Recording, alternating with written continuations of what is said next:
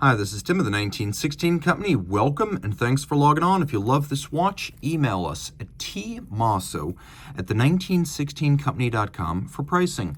Today, a watch I have long desired to present, but I never had the opportunity until now. Launched in 2014 in 250 pieces, this is the Chopard L.U.C Chopard 8HF power control. Made of ceramic and black DLC titanium, this watch hums at 16 beats per second, a super high frequency certified chronometer, literally 57,600 vibrations per hour, twice the standard rate of a modern mechanical watch, and all in-house by Chopard. It is a remarkably easy watch to wear. Though 42 millimeters is on the large side, nevertheless, from lug tip to lug tip, it's only 45.5 millimeters, 11.5 millimeters thick, and has a 20 millimeter spacing between the lugs. We'll throw it on my wrist, which is 16 centimeters circumference, and you can see how narrow it is across the wrist. Because of the short cropped lugs, which barely project beyond the case, you could wear this watch even at 42 millimeters on a wrist as small as 14 centimeters circumference, maybe even 13 and a half if your wrist is more flat than round. Taking a look in profile, it is pretty flat as a watch, which means it will slip underneath a dress cuff.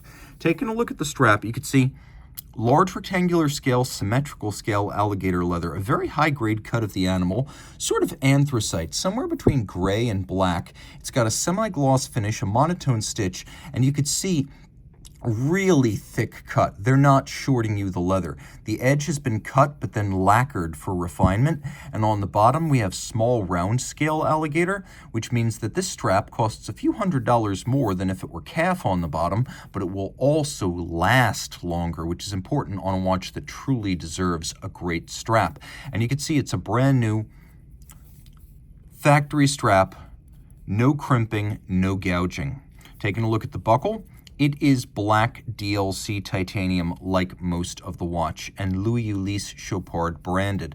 Now, one of the ergonomic solutions that Chopard devised, not just lugs that barely project beyond the case, you can see how they wrap around the case here, but there's also a little revetment or recess in the flank of the case where this strap can be cinched right up next to the case without impeding its motion. And you can also see that in addition to improving ergonomics by allowing the strap to pull straight down around a small wrist, it also creates a very integrated look where there's not a whole lot of daylight visible between strap and case. Now, the case is almost entirely black DLC titanium, diamond-like carbon, extremely difficult to scratch, and grade 5 titanium very hard underneath that. So you can see this watch, in spite of its vintage, it is in fantastic shape with nary a scratch or a mark. The lugs are angular, blocky, and prominent, though they have an interesting upsweep to their profile when viewed from the side. Taking a look at the case, there's not a whole lot going on. It's cylindrical and sheer. We do have a concave bezel, which serves to slightly pare down the visual mass. We also have a screw-down crown here. The screw-down crown, oddly, is the only piece of the watch made of ceramic.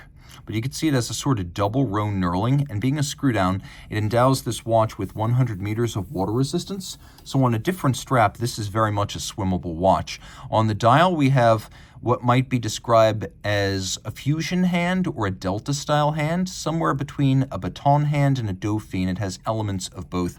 We'll do a lume shot so you can see how much lume this rather sporty watch has. There's no shortage whatsoever. And then we have a power reserve indicator for the automatic winding movement. It has 60 hours of power reserve. We also have a conventional seconds subdial, though you will note that the sweep is almost as smooth as spring drive. It's a bit like an Accutron. You're not able to perceive the steps in its action, so while there is a tick and a tock, it sounds more like a hum against the ear.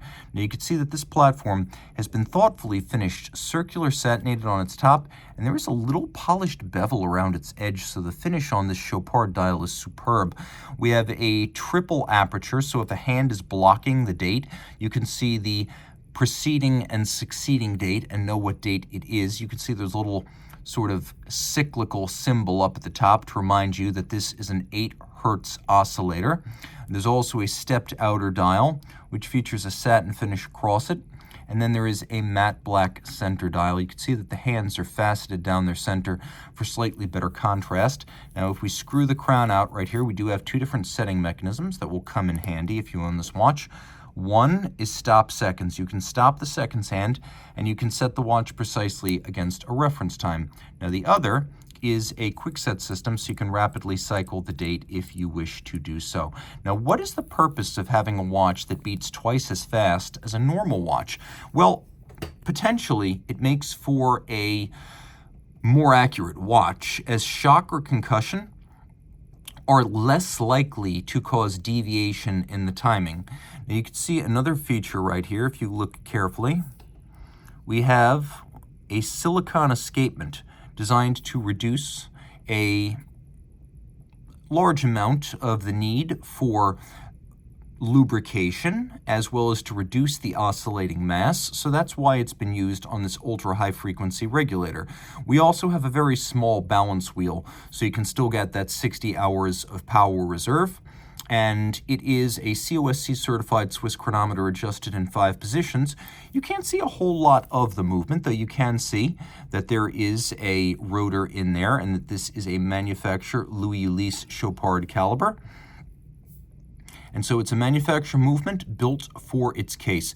You can also see that the case itself is almost like a tonneau when viewed from the back, and it's a fascinating construction. As you can see, the lugs are formally part of the case back, not the mid case or the bezel, and all of this is held together in a sandwich structure. So you have ceramic, titanium, and then you have aluminum chlorohydrate. So if you guys know where aluminum chlorohydrate is used on this watch, let me know. Maybe the indices, maybe it is used for white coloration. I'm a little bit stumped by that, but maybe you can let me know. Everything else about this watch, though, you should have learned in this video. So now you will know whether this humming high-frequency Chopard manufacturer caliber is for you. Reach out to Team Mosso at the 1916company.com for purchase and pricing details.